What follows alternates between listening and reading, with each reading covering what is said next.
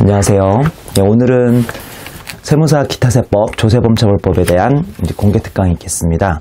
시험이 많이 남지 않았으니까 오늘 강의는 지난 2014년부터 역순으로 해서 2008년까지 기출문제 중에서 중요한 문제 풀이 위주로 강의를 진행해 드리고요. 그 다음에 풀이마다 모든 풀이에 다 추가 이론 요약이나 해설이 있는 건 아니지만 제가 중요한 거 위주로 추가 이론 요약을 만들어 놨으니까 같이 해서 이론 요약까지 같이 정리하는 것으로 해서 오늘 강의를 좀 타이트하게 마무리하겠습니다. 일단 별도로 지금 나눠드렸던 유인물의 2페이지의 1번 문제부터 한번 풀어보겠습니다. 항상 시험은 최근 시험부터 보셔야 하다 보니까 이 14년 문제부터 제가 역순으로 잘 구성을 해놨고요. 1번 보시면 조세범 처벌법에 관한 설명으로 옳지 않은 것을 물어보고 있죠.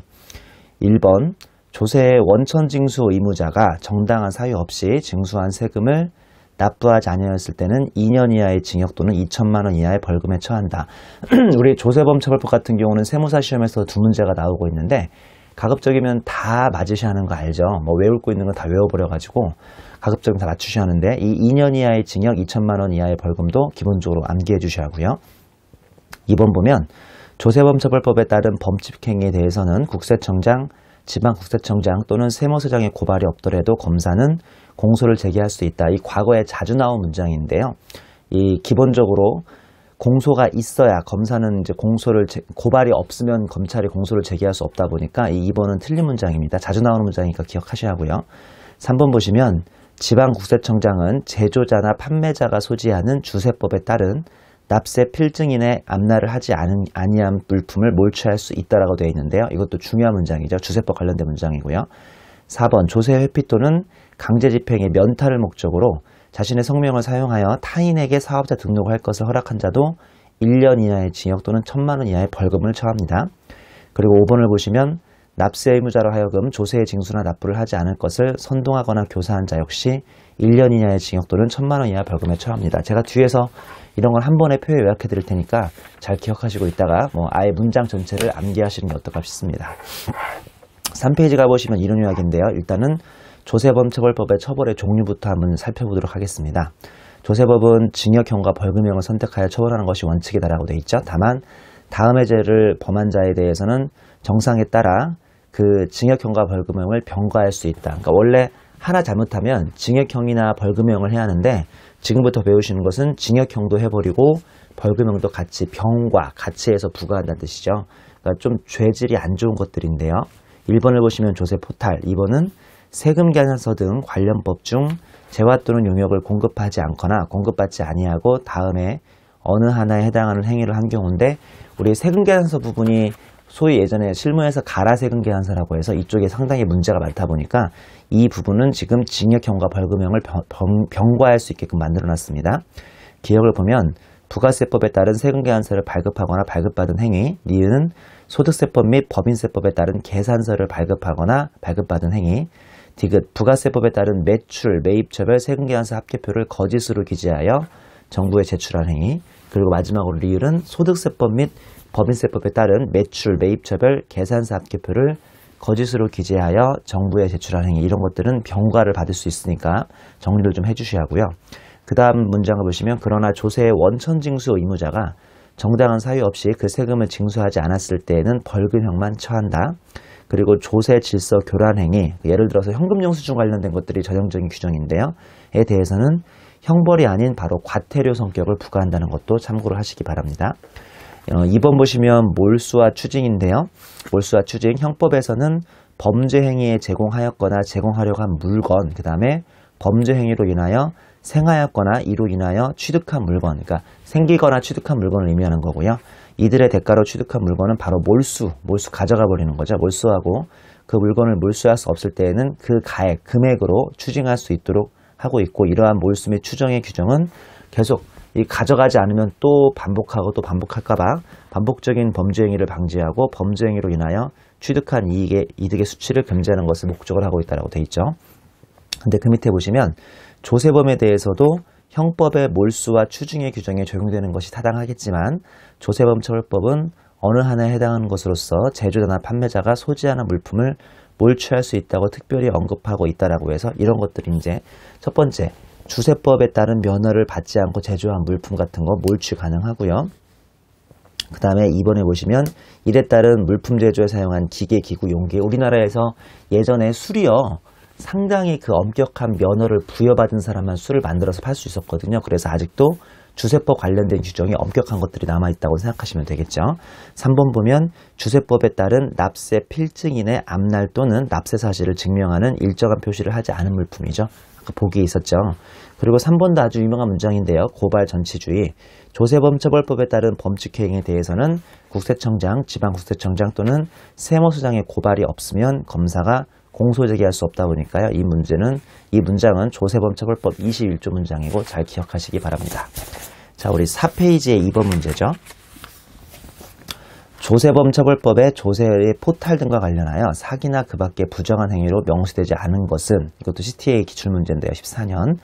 1번에 이중장부의 작성, 2번에 거짓 증빙의 수치, 3번 장부의 기록과 파기, 그 다음에 4번 세법상 신고를 하지 아니하는 행위, 5번 고의적으로 장부를 비치하지 아니하는 행위인데요. 이거는 뭐 공부 하나도 안 한 학생도 국어시험 같네요. 국어시험. 사기나 그 밖의 부정행위가 아닌 것은 4번에 세법에 신고를 하지 않는 행위는, 예를 들어서 법인세를 3월 30일까지 신고해야 하는데요. 회사가 뭐 기장 능력이 좀 취약하거나 아니면 회사가 너무 결손이 크거나 해서 실제로 3월 30일까지 신고를 하지 못하는 경우도 많진 않지만 덜어 있습니다. 이 자체가 사기나 그 밖의 부정행위는 아니죠.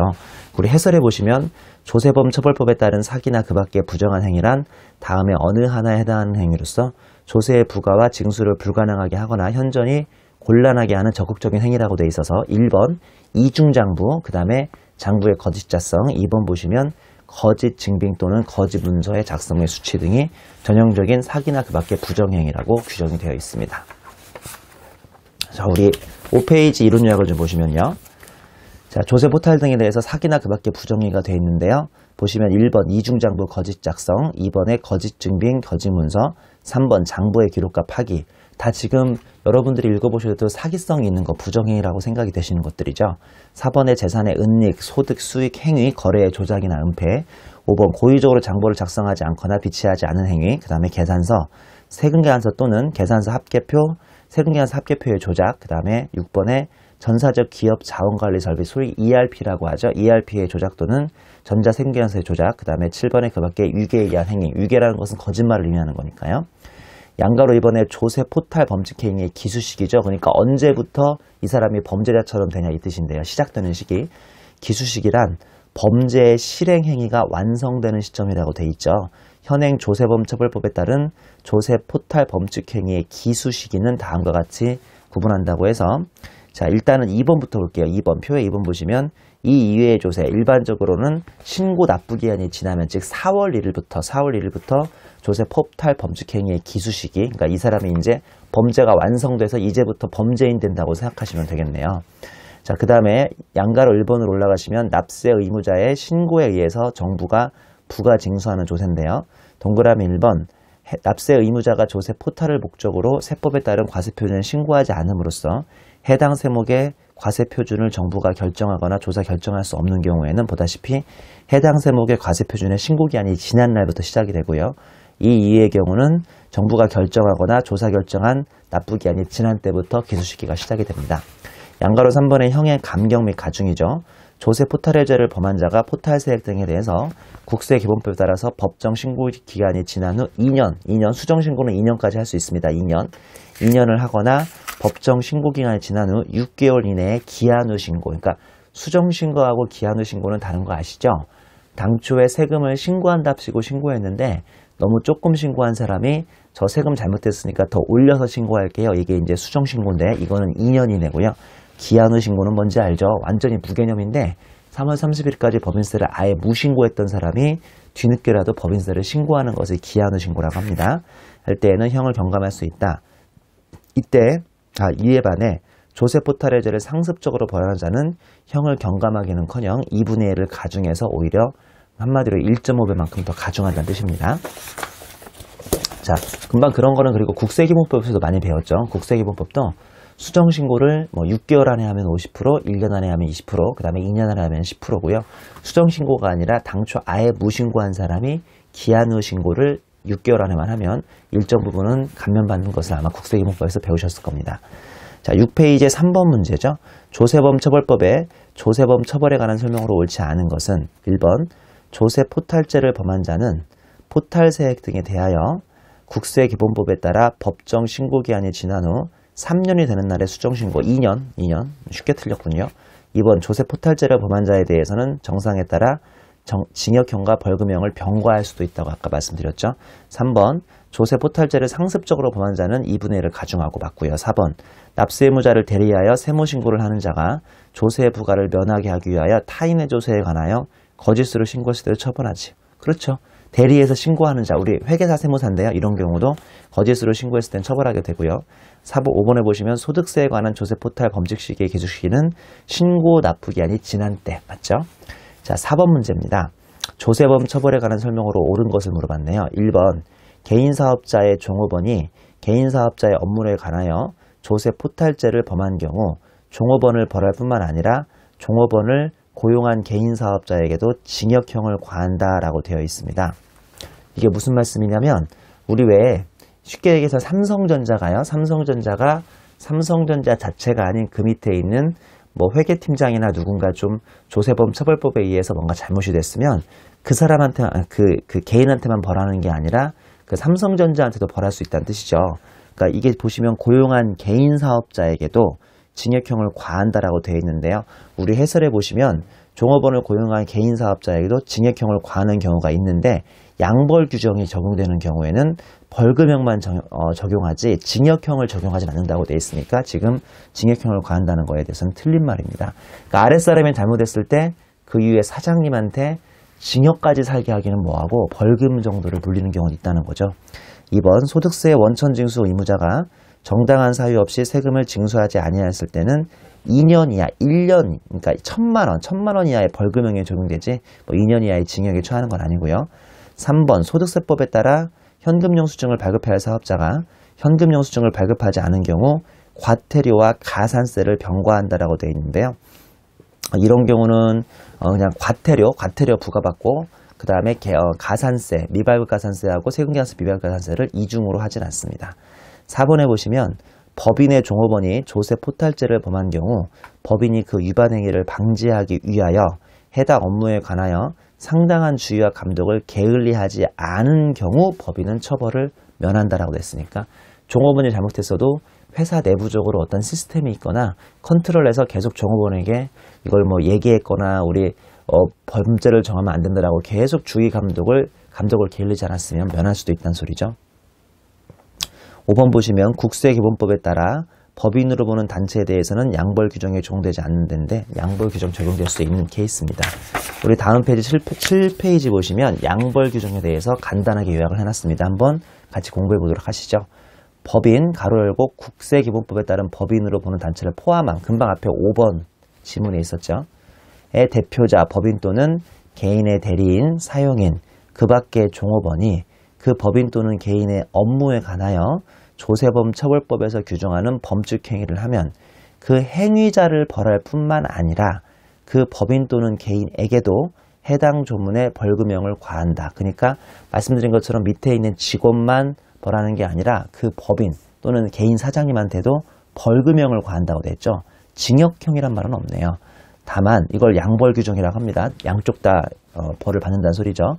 다만 법인 또는 개인이 그 위반 행위를 방지하기 위하여 해당 업무에 관하여 상당한 주의와 감독을 게을리하지 않은 경우에는 그렇지 않다고 해서 말씀드린 것처럼 이제 계속 우리 회사 직원들한테 범죄 저지르면 안 돼요. 그리고 우리 회사 컨트롤상 범죄 저지르면 너희들이 걸리게 돼 있어요. 이걸 계속적으로 감독을 했다면 이제 그 양벌 규정은 면제가 될 수도 있다는 소리죠.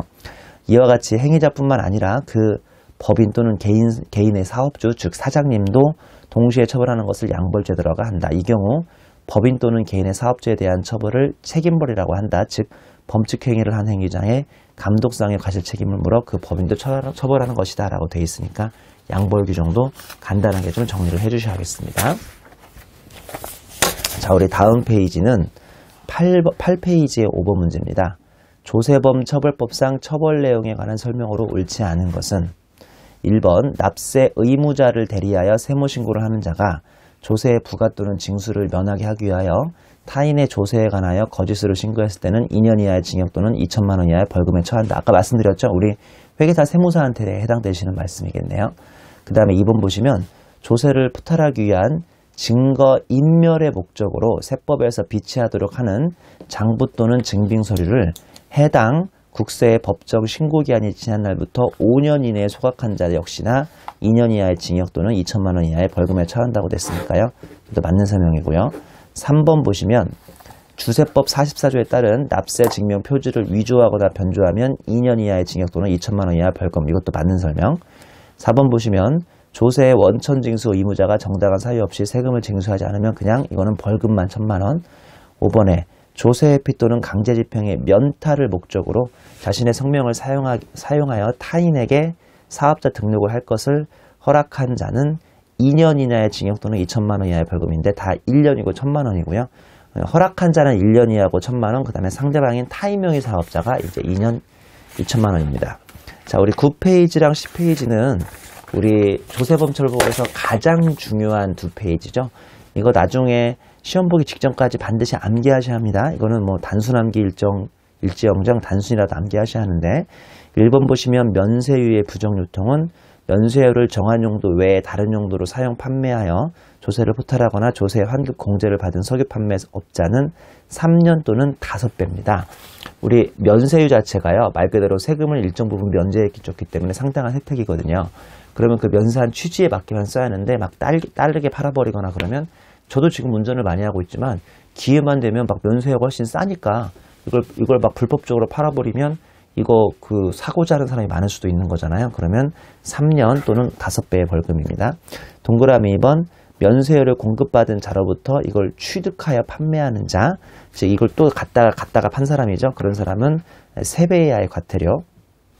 그 다음에 동그라미 3번 외국 항행 선박 또는 원양어업 선박의 사용을 목적으로 개별소비세 및 교통에너지 환경세를 면제받은 석유류를 외국 항행 선박 또는 원양어업 선박 외의 용도로 반출하여 조세를 포탈하거나 외국 항행 선박 또는 원양어업 선박 외의 용도로 사용된 석유류에 대하여 외국 항행 선박 또는 원양어업 선박에 사용한 것으로 환급 공제받은 바. 한마디로 이것도 면세유를 외국 항행 선박에 넣거나 그런 식으로 해야 하는데 엄하게 다르겠으면 이것도 3년 5배입니다.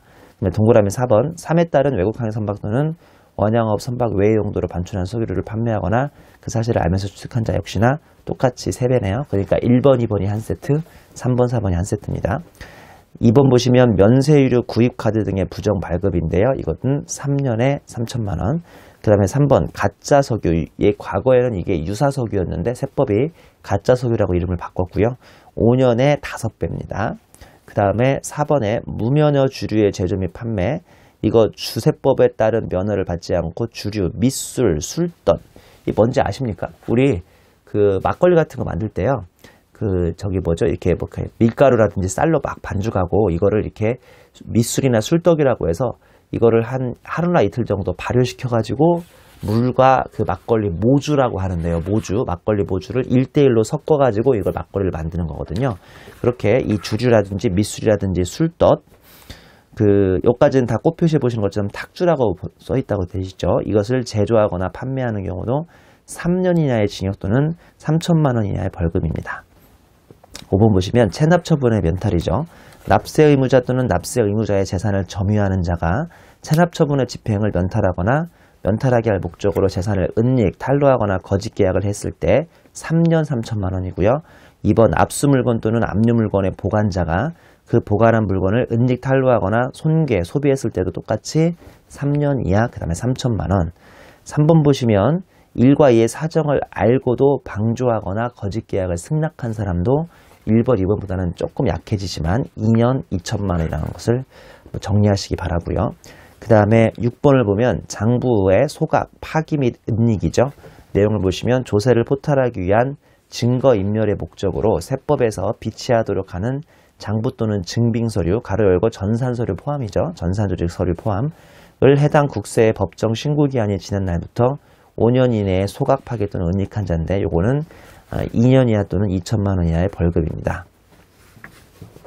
이게 정 어려우시면 앞글자 따시는 거 아시죠? 그러니까 우리 3년 3천만 원, 그 다음에 3년 5배, 아니면 지금처럼 2년 2천만 원을 먼저 그러니까 이건 지금 위쪽에 1, 2, 3, 4, 5번, 6번으로 정리되어 있는데 오히려 이쪽 오른쪽으로 그 3년 5배까지 모아놓고 그 다음에 그 3년 5배라든지 아니면 3년 3천만 원짜리를 왼쪽 제목을 앞글자를 따시면 되죠. 뭐 그런 방식으로 이 표를 달달달 외우실 필요는 없겠지만 표에 그러니까 가운데 범칙행위자 즉 내용까지 달달달 외우실 필요는 없겠지만 기본적으로 앞글자를 따서라도 그냥 간단하게 외우시면 이 표는 반드시 외우셔야 하는 표니까 꼭 한번 기억하시기 바랍니다.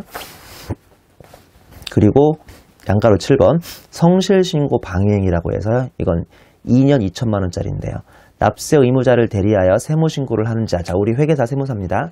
이런 경우 조세의 부과 또는 징수를 면하게 하기 위하여 타인의 조세에 관하여 거짓으로 신고하면 이거는 2년 2천만 원짜리. 그 다음에 2번 보시면 납세 의무자로 하여금 과세표준에 신고를 하지 않게 하거나 야 이거 참 신고를 안 하게 하는 거예요. 무신고. 지금 뭐 5월 말까지 종합소득세 신고해야 하는데 무신고하게 하는 거죠.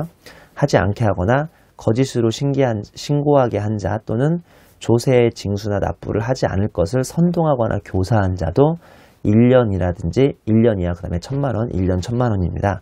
이거는 2년 2천만 원보다는 줄지만 왜냐면 이거는 우리가 대리해서 직접 거짓 신고를 한 게 아니라 그 선동하거나 교사한 자이기 때문에 조금 낮아지긴 하죠. 8번 보시면 명의대여 행위죠. 조세 회피 또는 강제 집행의 면탈을 목적으로 타인의 성명을 사용하여 사업자 등록을 하면 2년 2천만 원이고요. 그 다음에 조세 회피 또는 강제 집행을 면탈을 목적으로 자신의 성명, 즉 타인의 성명이 아까 유예였고요. 자신의 성명을 사용하여 타인에게 오히려 이렇게 사업자 등록을 할 것을 허락한 자. 그러니까 한마디로 내가 친구 이름 빌려왔는데요. 내가 타인의 성명을 사용하여 사업자 등록을 한 자니까 1번이고요. 나는 그러니까 2년 2천만 원이고요. 동그라미 2번은 나한테 명의를 빌려준 친구죠. 친구는 1년 이하의 징역 또는 1,000만 원 이하의 벌금입니다. 9번 납세증명표지의 불법 사용. 동그라미 1번 주세법에 따른 납세증명 표지를 재사용하거나 정부의 승인을 받지 않고 이를 타인에게 양도한 자. 그 다음에 2번 납세증명 표지를 위조하거나 변조한 자. 3번 위조하거나 변조한 납세증명 표지를 소지 또는 사용하거나 타인에게 교부한 자. 4번 보시면 인지세법에 따라 소인된 인지를 재사용한 자. 이런 경우 다 2년 이하의 징역이나 2천만 원 이하의 벌금입니다. 그 다음에 10번 보시면 원천징수 납부의 불이행인데요. 동그라미 1번 조세의 원천징수 의무자가 정당한 사유 없이 그 세금을 징수하지 않을 때 1,000만 원 이하의 벌금. 그 다음에 이거는 보다시피 벌금만 있습니다. 징역은 없습니다. 원천징수를 하지 않는다고 해서 징역을 갈 수는 없죠. 그리고 일반적으로 원천징수 의무자는요. 우리 삼성전자거든요. 삼성전자. 원천징수 의무자는 삼성전자니까 이 법인사업자, 그러니까 원천징수 의무자는 회사나 아니면 은행이지 않습니까? 즉 삼성전자나 우리은행인데 이런 경우 그 징역을 누구한테 보내겠어요? 그러니까 징역을 삼성전자가 직원들한테 월급을 줄 때 원천징수를 하지 않았다고 해서 삼성전자 회계팀장을 징역 보낼 수는 없는 거잖아요. 그러니까 그 법인의 경우는 징역을 보내기는 상당히 어려운 겁니다. 법인의 경우는요. 그러니까 1,000만 원 이하의 벌금으로 그냥 끝나고요. 그 다음에 동그라미 2번 조세 원천징수 의무자가 정당한 사유 없이 징수한 세금을 납부하지 않으면 이때는 또 징역도 있죠. 그러니까 징역이 있는 경우와 없는 경우가 있으니까 참고하도록 하시고요. 양가로 11번에 거짓으로 기재한 근로소득 원천징수 영수증을 발급하면 동그라미 1번 근로를 제공받지 않고 다음에 어느 하나에 해당하는 행위를 한 자라고 해서 기업의 근로소득 원천징수 영수증을 거짓으로 기재하여 타인에게 발급하거나 니은 근로소득 지급 명세서를 거짓으로 기재하여 세무서에 제출하면 2년 이하의 징역 또는 그 원천징수 영수증 및 지급 명세서에 기재된 총급여, 총지급액의 20%에 상당하는 벌금을 낼 수도 있고요. 동그라미 1번에 일의 행위를 알선하거나 중개한 자도 역시나 똑같은 처벌을 받습니다. 요거는 뭐냐면요. 양가로 7번은 뭐냐면 우리 요새는 별로 이런 일이 없다고 제가 알고 있는데 뭐 한 10년 전, 20년 전 그때만 해도요. 직원이 50명만 근무하는데 국세청에다가 직원에 대한 인건비, 우리가 이번에 얼마 월급 줬다 이런 거 다 신고하고 소위 원천징수하고 4대 보험 납부하게 돼 있는데요. 요거 신고할 때 50명이 근무해도 60명이나 70명, 즉 10명이나 20명을 거짓으로 허위로 더 신고해버리는 거예요. 그러면 우리가 원래 50명에 대한 인건비만 인정돼야 하는데 추가로 20명만 더 거짓으로 주민번호를 빌려오더라도 이 빌려온 주민번호 20명에 대해서 인건비가 추가 경비로 인정되기 때문에 그만큼 세금을 절세할 수 있었던 그런 시절이 있었죠. 물론 지금도 이런 상황은 가능한데 요새는 이런 게 많이 줄었다고 하죠. 이제 이렇게 해버리면 2년 이하의 징역 또는 그렇게 해서 20명에 대해서 한 사람당 300만 원씩 한 달에 6천만 원의 비용을 더 신고했다. 그러면 그 6천만 원 신고에 20%인 1200만 원 정도까지의 벌금을 물 수도 있다는 소리입니다. 자, 이 표는 다시 말씀드리지만 아주 중요한 표니까 발급적이면 그냥 그 토시까지 굳이 암기하실 필요는 없고 이게 무슨 말인지를 정확히 보신 다음에 2년짜리냐 1년짜리냐 그 다음에 5년짜리냐를 잘 파악해 보시기 바랍니다. 11페이지 6번 문제죠. 조세범 처벌법에 관한 설명으로 옳지 않은 것은 동그라미 1번 조세범 처벌법상 조세는 관세를 제외한 일반 내국 국세를 말한다. 자, 맞는 말이고요. 관세는 다른 규정이 있을 테니까. 2번에 사기 그 밖의 부정한 행위로서 조세를 포탈하는 죄를 상습적으로 범하면 오히려 형을 그러니까 50% 제가 가중한다고 말씀드렸죠. 3번 포탈세액 등이 연간 5억 원 미만이라 하더라도 중대한 내국세 관련 범칙행위의 경우에는 국세청장 등의 고발이 없이도 검사가 공소를 제기할 수 있다라고 되어 있는데 자주 나오는 문장이죠. 없는 게 원칙이죠. 4번 보시면 법인의 대표자나 종업원이 그 법인의 업무에 관하여 조세범 처벌법에 관한 규정하는 범칙행위를 한 경우 법인이 그 위반 행위를 방지하기 위하여 해당 업무에 관하여 상당한 주의와 감독을 게을리하지 않았다면 법인에게는 벌금까지 양벌 규정을 과하진 않는다. 야, 이거 똑같은 문장 계속 나오고 있죠. 그 다음에 5번 보시면 법인이 대표자나 종업원이 그 법인의 업무에 관하여 행한 범칙행위에 대하여 특정 범죄 가중처벌에 관한 법률 8조 조세포탈의 가중처벌의 적용을 받는 경우에 있어서 조세범처벌법상 양벌 규정에 따른 법인에 대한 공소시효는 10년 지나면 완성되는데요. 이론 요약은 없었지만 이것도 아주 중요한 문장이니까 기본적으로 이해하시고 암기하셔야겠습니다. 뒤에 12페이지의 7번 문제입니다. 조세포탈범에 관한 설명으로 옳지 않은 것은 동그라미 1번 조세포탈범이 포탈세액을 법정 신고기한이 지난 후 6개월 이내에 국세교본법에 따라 수정신고를 한 경우에는 형을 감경할 수 있지만 기한 후 신고하는 경우를 감경할 수 없다라고 되어 있는데 아까 다 나왔었죠. 이거 수정신고하고 기한 후 신고가 뭔지만 구분하시면 그냥 거저먹는 문장이죠.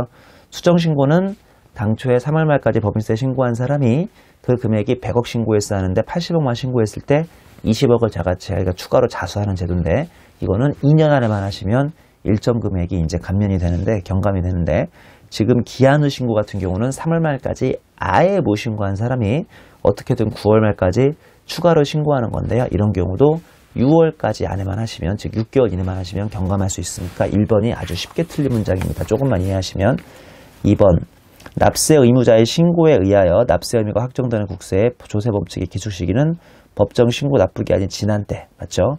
3번 조세포탈범에 대해서는 징역형과 벌금형을 병가할 수 있다. 이것도 맞는 말입니다. 아까 다 계속 몇 년 또는 뭐라고 다 얘기했잖아요. 그 다음에 4번 상습적으로 범한 자는 형의 50%를 가중하고요. 5번 소득금의 결정에 있어서 세무회계와 기업회계 차이로 인하여 생긴 금액을 이를 사기나 그 밖에 부정한 행위로 인하여 생긴 소득금액으로는 보지 않는다라고 되어 있으니까 이것도 맞는 문장이시겠습니다. 그래서 정답은 1번이네요. 계속해서 8번 문장이죠. 8번 문제 보시면 조세 범칙행위의 처벌에 관한 설명으로 옳지 않은 것을 물어봤는데 1번 사기나 그 밖에 부정한 행위로서 5억 이상의 조세를 포탈한 자는 3년 이나 또는 3배 이하에 상당하는 벌금이요. 이 맞는 문장입니다. 2번 보시면 사기나 그 밖에 부정한 행위로서 조세를 포탈하거나 환급공제를 받으면 상습적으로 하면 50% 가중. 이거 몇 번 나왔네요 벌써. 이거 지금 제가 총 7년치를 풀어드리는데 한 대여섯 번은 나오는 것 같습니다. 3번 주소법에 따른 면허를 받지 아니하고 주류 밑술, 숫돛을 제조하고 개인이 자가 소비를 위한 제조는 제외. 이거 포함하면 틀린 문장이에요. 조심하세요. 그러니까 집에서 자기가 술 담아 드시려고 드시는 분이 있잖아요. 우리 아버지도 집에서 많이 담아 드십니다. 이런 것들 포함이라고 써 있으면 안 되는 거예요. 반드시 제외입니다. 하거나 판매한 자는 2년 이하의 징역이나 2천만 원인데 이거 33이죠. 33. 22가 아니라 4번 석유 및 석유 대체연료 사업법에 따라서 2조 10호에 따른 가짜 석유를 제조하면 5년 그 다음에 5배. 그 다음에 5번 보시면 납세 의무자가 체납 처분의 집행을 면탈할 목적으로 그 재산을 은닉 탄류하였을 때 3년 또는 3천만 원. 자, 그 다음에 우리 9번 문제입니다. 부가세법에 따라 세금계산서를 작성하여 발급하여야 할 자가 세금계산서를 발급하지 아니한 경우에는 2년 이하의 징역을 처한다고 했는데요. 이거 1년짜리입니다. 1년짜리. 2번 보시면 이건 옳은 문장 찾는 거니까요. 2번 문장 보시면 부가세법에 따라 매입처별 세금계산서 합계표를 정부에 제출하여야 할 자가 통정하여, 통정은 상대방하고 정을 통했다는 소리니까 한마디로 짰단 소리죠. 짰단 소리. 통정하여 거짓으로 기재한 매입처별 세금계산서 합계표를 제출한 경우 매입금액의 부가세율을 적하여 계산한 금액의 3배, 2배에 상당하는 금액을 벌금에 처하고요. 3번 보시면 재화 또는 용역을 공급하지 아니하거나 공급받지도 않고 소득세법에 따라 계산서를 발급하거나 발급받은 행위를 한 자는 2년이 아니라 3년입니다. 3년. 그 다음에 3배까지 벌금이 나올 수 있고요. 4번 재화 또는 용역을 공급하지 아니하거나 공급받지도 아니하고 소득세법에 따른 계산서를 발급하거나 발급받은 행위를 중개한 자는 2년이 아니라 3년짜리죠. 이것도요. 5번 보시면 세무를 대리하는 세무사가 재화 또는 용역을 공급하지 아니하거나 공급받지 아니하고 소득세법에 따른 계산서를 발급하거나 발급받은 행위를 알선하고 중개할 때는 뭐 2분의 1을 가중한다라고 되어 있는데요. 이것도 뭐 틀린 표현이죠. 자, 그 다음에 이게 옳은 문장이죠. 지금 옳은 거 지금 고르라고 했으니까 이게 정답이네요. 자, 그 다음에 10번 문제를 보겠습니다. 10번 문제. 조세범처벌법에 따른 조세 포탈 범칙 행위에 관한 설명으로 옳지 않은 것은 이라고 되어 있습니다. 금방 5번 문장은 원래 아까 말씀드린 것처럼 세무사들이 이제 회계사들에 비해서 2가 아니라 1이니까 50% 가중된 거나 마찬가지겠고요. 10번 보시면 이거는 옳지 않은 문장을 지금 고르는 거고요. 1번 법인세 포탈 범칙 행위의 기수 시기는 그 신고 납부기한이 경과한 때이다. 맞는 설명이고요. 그 다음에 2번 보시면 조세 포탈범이 성립하기 위해서는 조세의 부가 징수를 불능 또는 현저히 곤란하게 하는 사기, 기타 부정한 적극적 행위로서 조세를 포탈하거나 조세 환급공제를 받아야 한다. 그렇죠. 조세 포탈죄는 이 정도 돼야 이제 성립이 되는 거죠. 3번 보시면 조세 포탈범이 포탈하거나 포탈하고자 한 세액은 즉시 징수한다. 아까 몰수, 추징, 징수 말씀드렸었죠. 4번 보시면 법에 의한 소득금액 결정에 있어서 세무회계와 기업회계 차이로 인하여 생긴 금액은 사기 기타 부정행위로 인하여 생긴 소득금액을 보지 아니한다. 이것도 맞는 문장이죠. 세무회계와 기업회계에 대한 세법상, 즉 법인세 세무조정상의 문제, 잘못은 이거는 기타 부정한 것으로 보진 않죠. 5번 보시면 법인이 신고한 법인세 과세표준을 정부가 경정함으로써 그 법인이 주주 사용인 기타 특수관계에 있는 자의 소득으로 처분될 금액은 사기 기타 부정한 행위로 생긴 소득금액으로 본다라고 되어 있는데요. 아까 우리 사기 기타 부정한 소득금액에 이 사유 자체가 있었던 건 아니니까요. 이것도 5번이 틀린 문장이 되겠습니다. 11번 문제, 14페이지 11번 문제입니다. 조세범 처벌법에 관한 설명으로 옳지 않은 것은 동그라미 1번 형사 미성년자에 해당하는 납세자가 조세를 포탈한 경우 조세범 처벌법에 따라 처벌할 수 없다. 기본적인 이거는 미성년자에 대한 처벌 불능 금지 조항이고요. 2번 보시면 조세 포탈범에 대하여는 정상에 의하여 징역과 벌금을 병가할 수 있다. 그렇죠. 이거는 충분히 우리가 양벌이 가능하다고 했었고요. 3번 주세 포탈의 경우에는 미수범에 따라 처벌한다라고 했는데 이 미수범에 대한 규정이 없죠. 이따 설명드리겠지만요. 4번 사기나 그 밖의 부정한 행위로서 조세를 포탈한 죄를 상습적으로 1년에 한 번씩 이 문자가 나오는 것 같습니다. 50%를 가져가고요. 5번 보시면 기본적인 조세 포탈범의 공소시효는 5년이 맞겠죠. 자, 뒤에 보시면 이론 요약이 나와 있는데 미수범에 대한 설명이 나와 있죠. 미수범.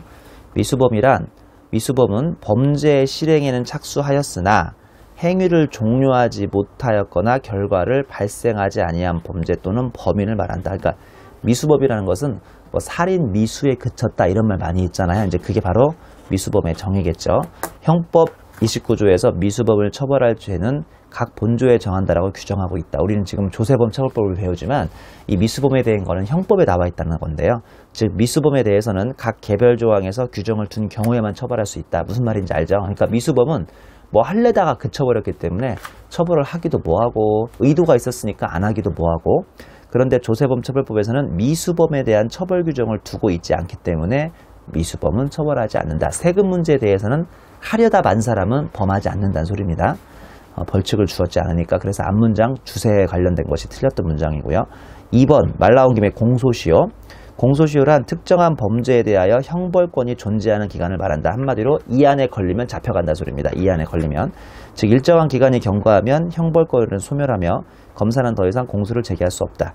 징역형이나 벌금형을 처하는 다음에 해당하는 범칙행위 공소시효는 일반적으로 5년 지나면 자동 완성, 조세포탈, 면세유, 가짜석유, 무면허 주류, 체납처분 면탈, 장부 소각 파기, 성실신고 방해, 세금계산서 발급 위반, 그 다음에 명의대여, 납세증명표지 불법 사용, 원천징수자의 처벌, 거짓 기재, 근로소득 원천징수 영수증인데요. 그 다음을 잘 보세요. 다만 양벌 규정에 따른 행위가 조세 포탈의 가중처벌을 받는 경우, 우리 특가법이라고 하는데 가로 열고 특정 범죄 가중처벌에 관한 법률이죠. 특가법. 제8조에는 법인에 대한 공소시효는 무려 10년 지나면 완성이라고 되어 있죠. 그리고 한편 조세 질서 교란 행위, 그 다음에 여기에 대해서는 형벌이 아닌 과태료만 부과하므로 성질상 공소시효가 있을 수 없다라고 되어 있으니까요. 우리 10년짜리도 있다는 것도 잘 기억을 하셔야겠습니다. 자, 그 다음에 12번 문제. 조세범처벌법에 국세청장 등의 고발을 기다려 논하는 범칙행위에 해당하지 아니하는 것은 몇 개인가 라고 되어 있는데요. 우리 기본적으로 법에 의한 납세증명표지, 그 다음에 법에 의한 면허를 받지 아니하고 술뜻을 제조하는 것, 세금계산서 교부하지 아니하는 것, 위조 또는 변조, 이런 것들은 그 고발을 기다리는 거고요. 그 법인의 결성금 과대계상 자체는 고발과 관련 없이 이거는 그 조세범 처벌에 해당이 될 수가 있으니까 이제 2번이 한 개가 그 정답이 되겠습니다. 마지막으로 13번 문제인데요. 조세범처벌법상 조세범 처벌에 관한 설명으로 옳지 않은 것은 동그라미 1번 1억 원의 세금계산서 한 장을 허위로 발행한 경우에 비해 당해 세금계산서를 분할해서 5천만원짜리를 2장으로 찢어버린 거죠. 그러면 벌금이 경감된다라고 돼 있는데 이게 50보 100보 아닙니까? 이게 경감될 리가 없죠. 2번 조세 포탈범을 벌금형으로 처벌할 경우에는 유법성의 인식이 없더라도 처벌할 수 있다. 그렇죠. 우리 벌금으로 하는 것은요. 그 유법성, 얘가 법을 위배했는지에 대한 그런 경각, 인식 없이도 고의가 아니어도 당연히 처벌할 수 있는 거죠. 동그라미 3번 법인의 결손금을 과대계상한 자에 대해서 벌금형으로 처할 때는 종범도 형을 감경하지 아니하고 정범과 동일하게 처벌한다. 맞는 문장이고 이것도요. 그 다음에 4번 무면허 주류를 제조 또는 판매한 자에 대해서는 정상에 의해서 징역형과 벌금형을 병가할 수 없다. 맞는 말씀입니다. 5번 무면허 주류를 제조 또는 판매한 자에 대해서 벌금형으로 처벌할 때 3천만 원의 그 이하의 금액으로 처한다고 했기 때문에요. 벌금형에 대해서 3천만 원을 넘을 수 없는 거 아까 표에다 나왔었죠. 이것도 기억하시기 바랍니다. 우리 기본적으로 세무사 시험에서 우리 그 세법이 좋은 점수로 합격을 하시려면 조세범처벌법에 대한 규정은 대부분 다 암기하실 건 암기하시고 그 다음에 여기서 2문제 정도는 반드시 맞아주셔야 우리가 합격할 수 있으니까 끝까지 남은 시간 동안 이 조세범처벌법 잘 정리하시기 바랍니다.